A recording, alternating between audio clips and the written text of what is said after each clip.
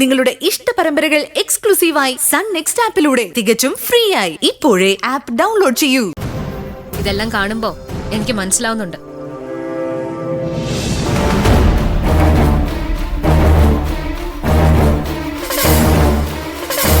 ഇപ്പോ ഈ നിമിഷം ഇവിടുന്ന് ഇറങ്ങിക്കോ, ഇല്ലെങ്കിൽ മറ്റൊരു ശരണ്യെ നിനക്ക് കാണേണ്ടി വരും. നീ എന്താ എന്നെ ഭയപ്പെടുത്തുവാണോ? ആണെന്ന് വെച്ചോ. നാണോ ഇല്ലേ നിനക്ക്? നാണോ ഇല്ലാത്ത വർഗം, ഇറങ്ങിപ്പോ.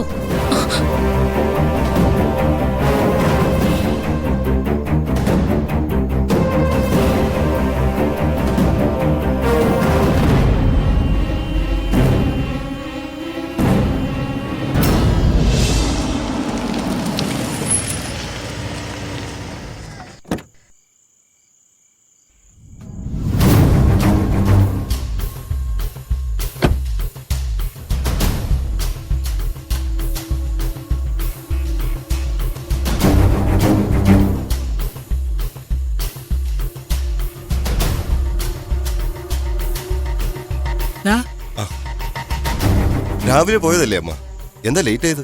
ദൂരം 1-2 ക്ഷേത്രങ്ങളിലെ കയറി ഇറങ്ങിയടാ വാസുദേവ. മനസ്സിനൊരു ആശ്വാസത്തിന് വേണ്ടിട്ടാ.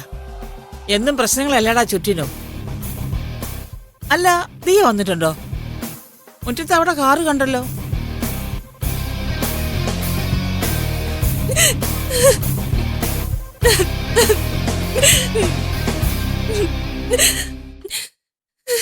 എന്തു പറ്റി മോളെ? അയ്യോ, എന്താ നീ? എന്താ നിന്റെ മുഖം വല്ലാതിരിക്കുന്നേ? അയ്യോ, നല്ല സന്തോഷത്തോടെ നന്ദന്റെ അടുത്തേക്ക് പോയതാണല്ലോ. എന്നിട്ടിപ്പോ എന്തു പറ്റി? നന്ദന്റെ അടുത്തേക്കോ? അപ്പൊ ശരണ്യ എവിടെ? അല്ലേ, ഇത്ര നേരം ഇവളെന്താ പോവാത്തത്? ദിയക്ക് ഇന്നിവിടെ നിൽക്കണമെന്നാ പറഞ്ഞത്. ശരണ്യ മുറിയിലുണ്ട്. അതൊന്നും പറ്റത്തില്ല, അതിന്റെ ഒന്നും ആവശ്യവും ഇല്ല.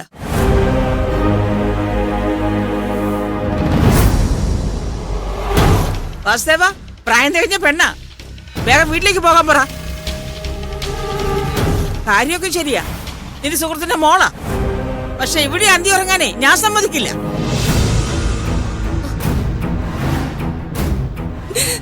ഞാൻ പോയിക്കോളാം മുത്തശ്ശി. അമ്മ ഇതെന്താ ഈ പറയുന്നേ? ഞാൻ പറഞ്ഞത് നീ കേട്ടില്ലേ? എന്താ നിന്റെ കാത് പൊട്ടിപ്പോയോ? പിന്നെ നന്ദന്റെ മുറിന്ന് ഇങ്ങോട്ട് ഇറങ്ങി വരുമ്പം തന്നെ ഇപ്പൊ പൊട്ടി ഒഴുകുന്ന ഭാവമായിരുന്നു ഇവക്ക്. അവിടെ എന്തോ നടന്നിട്ടുണ്ട്, അതിന്റെ ബാക്കിയായി കണ്ണീരൊക്കെ. എന്താ സംഭവിച്ചു മോളെ? നന്ദൻ വഴക്ക് പറഞ്ഞോ? ഇല്ല അങ്കിൾ, നന്ദൻ എന്നെ ഒന്നും പറഞ്ഞില്ല. പിന്നെ ശരണ്യ എന്തെങ്കിലും പറഞ്ഞോ? പറഞ്ഞു കാണും. അവളാണല്ലോ ഇവിടെ ഇപ്പൊ ഭരിക്കുന്നത്. ഈ സമയത്ത് നന്ദന്റെ ബെഡ്റൂമിൽ പോകാൻ ഇവളാരാ? അപ്പൊ ഭാര്യ എന്ന നിലയിൽ ശരണ്യ പ്രതികരിച്ചിട്ടുണ്ടാവും. അത് നല്ല കാര്യല്ലേ? പഠിപ്പുണ്ടായിട്ട് മാത്രം പോരെ, വകതിരിവ് വേണം. എന്ത് ചെയ്യണം, എന്ത് ചെയ്തുകൂടാന്നുള്ള തിരിച്ചറിവ്. അതില്ലെങ്കിലേ വലിയ കുഴപ്പമാ. ആ കുഴപ്പം നിനക്ക് അധികമുണ്ട്. ഞാൻ പോയിക്കോളാം. എന്റെ സന്തോഷത്തോടെ ഞാൻ ഇങ്ങോട്ട് വന്നത്. പോകുമ്പോ ഞാൻ കരഞ്ഞോണ്ടാ പോകുന്നത്. ഞാൻ ഇറങ്ങാം. അയ്യോ ഇയ്യ. പാവം കൊച്ച്, എത്ര സന്തോഷത്തോടെ ഇന്നിവിടെ നിന്നത്. ഇപ്പതാ കരഞ്ഞോണ്ട് ഇറങ്ങുക. അത് ശരി, അപ്പൊ ഇന്നും ഇവിടെ ഉണ്ടായിരുന്നല്ലേ? ഇഷ്ടപ്പെട്ടില്ല അമ്മയ്ക്കും മകൾക്കും. എടാ വാസുദേവ, അത് ഈയുടെ കരച്ചിലേ കള്ള കരച്ചില.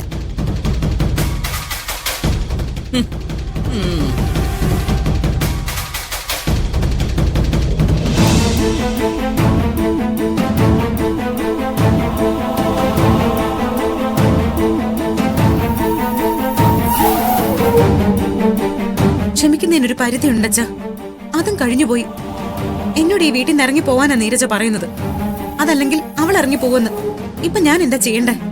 എന്താ ചെയ്യേണ്ടതെന്ന് ഞാൻ പറയാതെ തന്നെ നിനക്കറിയാലോ. അവൾക്കിവിടെ താമസിക്കാൻ ബുദ്ധിമുട്ടാണെങ്കിൽ അവളോട് പോവാൻ പറ. അതെങ്ങനെ പറയൂ അച്ഛാ? എന്റെ മോളല്ലേ അവള്. എത്ര പരിധി വിട്ട് സംസാരിച്ചാലും ഞാനല്ലേ ക്ഷമിക്കേണ്ടത്? ക്ഷമയ്ക്കൊരു പരിധിയുണ്ട്. അത് കഴിഞ്ഞാ നമ്മൾ സ്വയം തീരുമാനിക്കണം എന്താ വേണ്ടതെന്ന്. ഞാൻ തീരുമാനിച്ചിട്ടുണ്ടച്ചാ. കൃത്യമായി നല്ലൊരു തീരുമാനമുണ്ട്. അച്ഛൻ എന്റെ കൂടെ നിന്നാ മതി.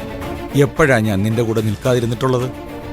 പിന്നെ ഒരു കാര്യമുണ്ട് മോളെ, ജീവിതം എന്ന് പറയുന്നത് ജീവിച്ച് തീർക്കാനുള്ളതാണ്, അല്ലാതെ കഴിഞ്ഞുകൂടാനുള്ളതല്ല. മോള് തീരുമാനിക്കുക എന്താണെന്ന് വെച്ചാ. എന്നെ ഒരുപാട് കുറ്റം പറയും. എന്റെ കയ്യിലാണ് തെറ്റ് മുഴുവനും എന്ന്. അതെല്ലാം ഞാൻ സഹിച്ചു. അതിനൊരു പരിധിയില്ലേ? ഇത്രയും കഷ്ടപ്പെട്ട ഒരു കുടുംബം ഇങ്ങനെയൊക്കെ ആക്കിയെടുത്തത് ഞാനല്ലേ? അതിന്റെ കണക്ക് പറയുമല്ല. പക്ഷെ അത് അവള് മനസ്സിലാക്കണ്ടേ? ആരാണ് മോളെ മനസ്സിലാക്കാത്തത്? എനിക്കറിയാം, ശരണ്യക്കറിയാം.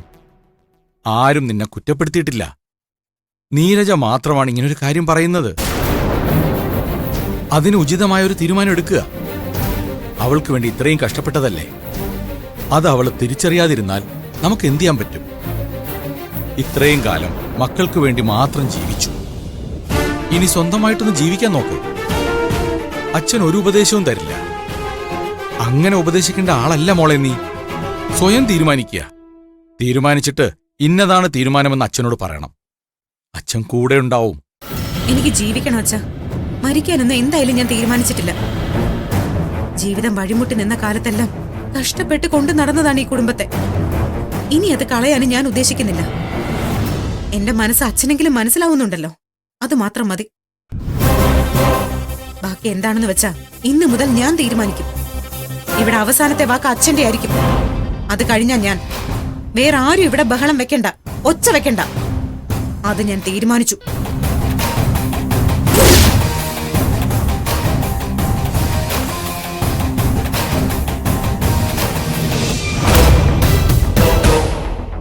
എന്റെ അടുത്ത് അധികാരം എടുക്കുമായിരുന്നു. ഇറങ്ങി പോകാൻ പറഞ്ഞു വെച്ചാ എന്റെ അടുത്ത്. അങ്ങനെ ഇറങ്ങി പോരേണ്ട ഒരാളല്ല ഞാൻ. എന്നിട്ടും പോന്നു. വലിയൊരു വഴക്കുണ്ടാക്കണ്ടല്ലോ എന്ന് വിചാരിച്ചിട്ടാ ഞാൻ പോന്നത്. പക്ഷെ അച്ഛാ, എന്റെ ക്ഷമയുടെ നെല്ലിപ്പലക കഴിഞ്ഞു. നേർക്ക് നേരെ ഒരു വഴക്കിനാണെങ്കിൽ ശരണി എന്റെ 7 അയലത്തെത്തില്ല. മോളെ, നീ എന്തിനാ വഴക്കിന് പോകുന്നത്? ആ വീട്ടിലേക്ക് പോകാതിരുന്നാ പോരെ? അതിനി ശരിയാവില്ല. മോൾ അവിടെ പോയേ പറ്റൂ. ബിസിനസിന്റെ എല്ലാ ഫയലുകളും ഒപ്പിടുന്നത് മോളും കൂടി ചേർന്നിട്ടാ. ഞാനും കൂടി എന്നല്ല അച്ഛാ, ഞാനാണ്. ഞാൻ തീരുമാനിക്കാതെ ഒന്ന് ചലിക്കാൻ പോലും പറ്റില്ല വാസവങ്കളിന്. അതവരെ മനസ്സിലാക്കിയിട്ടില്ല. മനസ്സിലാക്കും. അപ്പോഴാണ് ഞാൻ ആരാണെന്നും എന്റെ ഡിഗ്നിറ്റി എന്താണെന്നും അവരെ മനസ്സിലാക്കുക. അച്ഛാ, മൊത്തത്തിൽ ഈ ബിസിനസ് നമ്മളിങ്ങ് വാങ്ങിക്കും. വാസുദേവൻ അങ്കിളിന് ഒന്നും ചെയ്യാൻ പറ്റില്ല എന്റെ അടുത്ത്. നീ തൽക്കാലം ഒന്നിനും പോവണ്ട. നിനക്ക് ദേഷ്യം ശരണ്യോടല്ലേ, അല്ലാതെ വാസുദേവനോടല്ലോ. അതെ, തൽക്കാലം ബിസിനസിന്റെ കാര്യങ്ങളൊന്നും ഞാൻ പറയുന്നില്ല. അത് പ്രവർത്തിച്ചു കാണിക്കാം. അതുവരെ സൈലന്റ് ആയിട്ടിരിക്കാം അച്ഛാ. ഇറക്കി വിട്ടെന്ന് കരുതി ഞാനിവിടെ പോവാതിരിക്കൊന്നുമില്ല. ഇനിയും ചെല്ലും. നന്ദനയും ശരണ്യയും തമ്മിൽ തെറ്റിക്കും ഞാൻ. രണ്ടും 2 വഴിക്കാവും. അത് കഴിയുമ്പോഴായിരിക്കും എന്റെ പെർഫോമൻസ്. അച്ഛൻ പോലും ചിന്തിക്കാത്ത വഴിയിലൂടെ ഞാൻ സഞ്ചരിച്ചെന്നിരിക്കും. എന്തിനാ ഈ കാര്യങ്ങളൊക്കെ ചെയ്യുന്നതെന്നാ ഞാൻ ചോദിക്കുന്നേ. അന്തസ്സായിട്ട് ജീവിക്കാൻ നമുക്ക് വരുമാനമുണ്ട്, അത്യാവശ്യത്തിനുള്ള അധികാരവും ഉണ്ട്. പിന്നെ എന്തിനാ നീ നന്ദന്റെ പുറകെ നടക്കുന്നേ? അമ്മ മിണ്ടാതിരുന്നേ. ഇതെന്റെ വാശിയുടെ കാര്യ. തോറ്റ് കൊടുത്തിട്ടില്ല ഇതുവരെ ഒരു സ്ഥലത്തും. എന്റെ അച്ഛന്റെ വഴിയാ എനിക്കിഷ്ടം. അമ്മ തൽക്കാലം ഇതിനകത്ത് ഇടപെടണ്ട. മോളെ, നിന്റെ വാശിയൊക്കെ അച്ഛന് മനസ്സിലാവും. പക്ഷേ ഇത് വെച്ച് ജീവിതം കളയരുത്. നല്ലൊരു ഭാവിയുള്ളത് നശിപ്പിക്കണ്ട. അച്ഛ, എല്ലാ കാര്യങ്ങളും അച്ഛൻ അറിയാവുന്നതാ. എന്നെ തോൽപ്പിച്ചിട്ട് ഇവിടെ ഒരാളും വലിയ ആളാവണ്ട. എന്റെ ഭാവിയൊന്നും ഞാൻ കളയില്ല. അത് അച്ഛന് ഉറച്ചു വിശ്വസിക്കാം. പക്ഷെ അവളുടെ ഭാവി ഞാൻ കളയും. വലിയ അഡ്വക്കേറ്റ് അല്ലേ, നശിപ്പിച്ച് കൊടുക്കാൻ ഞാൻ. അത് കഴിഞ്ഞിട്ടേ ഉള്ളൂ എനിക്ക് ജീവിതം.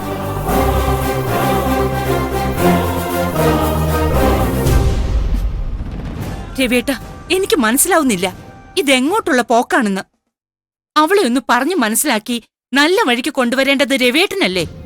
അപർണേ, അവള് പറയുന്നതാണ് ശരി. അവള് പോകുന്നത് നേർവഴിക്ക് തന്നെയാ. നമ്മളൊന്ന് കൂടെ നിന്നുകൊടുത്താ മതി.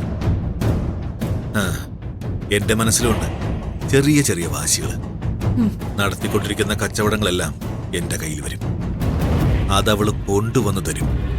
അത് കഴിഞ്ഞിട്ട് നേർക്ക് നേർ ഞാൻ വാസുദേവനുമായിട്ട് സംസാരിക്കും.